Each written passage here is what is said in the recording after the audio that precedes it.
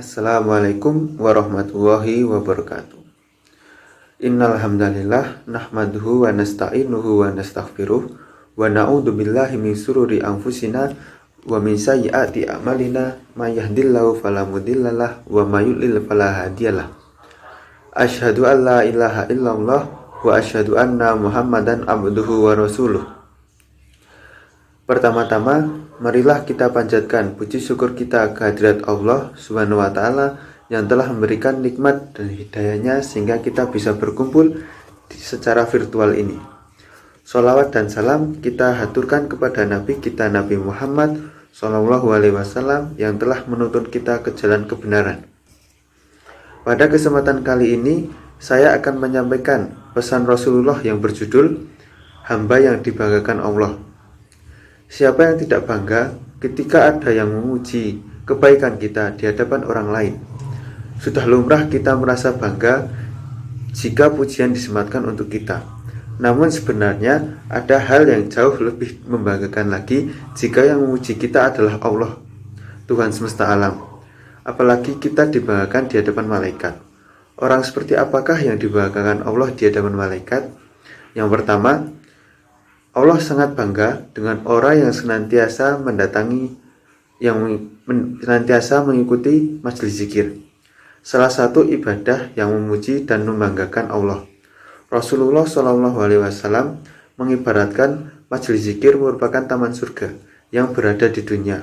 Hal itu dikatakan dalam sabdanya, An Anas bin Malik radhiyallahu anhu anna Rasulullah SAW qala Iza marartum biryadil jannati farta'u qalu wa ma riyadul jannati qala khilquz zikr.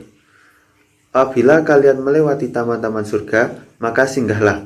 Para sahabat bertanya, apa taman surga itu? Rasulullah menjawab, halaqah majelis zikir. Hadis riwayat Ahmad dan At-Tirmizi. Rasulullah SAW menjelaskan bahwa Allah sangat membanggakan di hadapan malaikat bagi orang yang senantiasa mendatangi majelis zikir. Diriwayatkan dari Muawiyah radhiyallahu anhu bahwasanya beliau berkata, sesungguhnya Rasulullah pada suatu ketika keluar menuju golongan yang berkumpul dari kalangan sahabatnya. Lalu Rasulullah berkata, apakah yang menyebabkan kalian semua duduk di sini? Para sahabat menjawab, kami duduk untuk berzikir kepada Allah, memuji padanya karena telah menunjukkan kami semua kepada Islam dan mengaruniakan kenikmatan Islam itu untuk kami. Lalu Rasulullah bersabda, demi Allah, apakah kalian semua duduk di sini hanya untuk itu? Sesungguhnya aku bukannya menyuruh kalian untuk bersumpah atas tuduhan meragukan kalian, tetapi Jibril datang kepadaku dan memberitahukan bahwa Allah membanggakan kalian di hadapan malaikat. Hadis riwayat Imam Ahmad, Imam Muslim, Imam Nasai, dan At-Tirmizi. Rasulullah SAW bersabda yang artinya, tidaklah suatu kaum berkumpul di salah satu rumah Allah, membaca kitabullah dan saling mengajarkan satu sama lain. Akan turun kepada mereka sakinah, akan dinaungi rahmat, akan dikelilingi para malaikat, dan Allah akan menyebut-nyebut mereka di sisi makhluk yang dimuliakan di sisinya.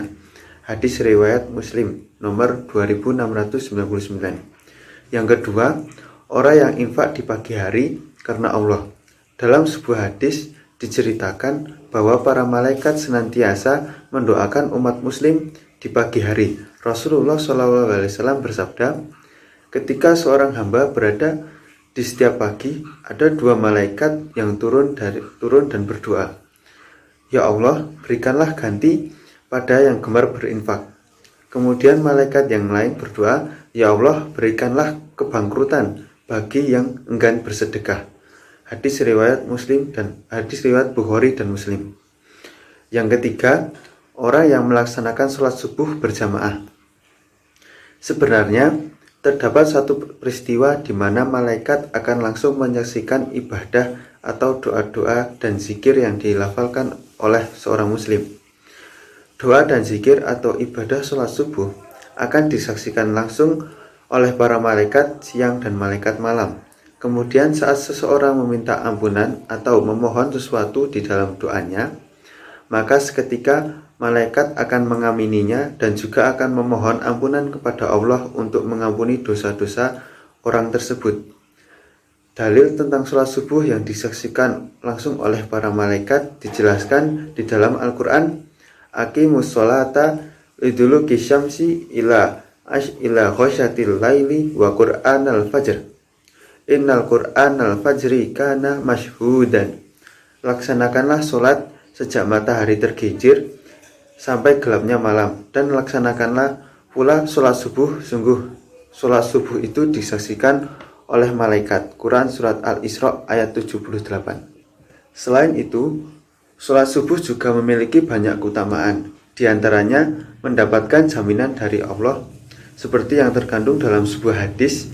Rasulullah SAW bersabda, "Man sholatul subha fa wa fi zimmatillahi fala yatlubannakumullahu min zimmatihi bisyai'in fa innahu man yatlubhu min zimmati bisyai'in yudrikhu summa yakubahu ala wajhihi finnari jahannam." Barang siapa yang sholat subuh, maka dia berada dalam jaminan Allah. Oleh karena itu, jangan sampai Allah menuntut sesuatu kepada kalian dari jaminannya.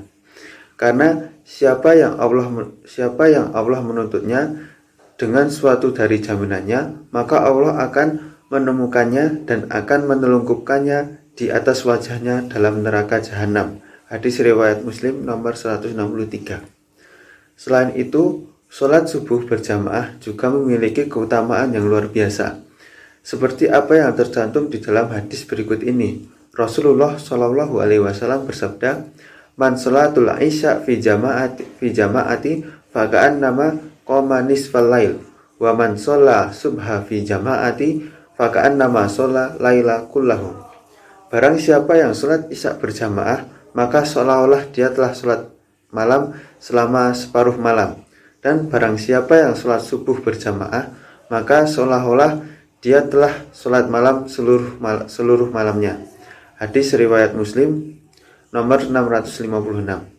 Jadi kesimpulan yang bisa kita ambil pada pagi hari ini, siapakah yang orang dibanggakan oleh Allah? Yang pertama, orang yang cinta kepada majelis zikir. Yang kedua, orang yang berinfak di setiap pagi karena Allah. Dan yang ketiga, orang yang sholat subuh berjamaah. Mungkin sekian yang bisa saya sampaikan, kurang lebihnya mohon maaf. Wassalamualaikum warahmatullahi wabarakatuh.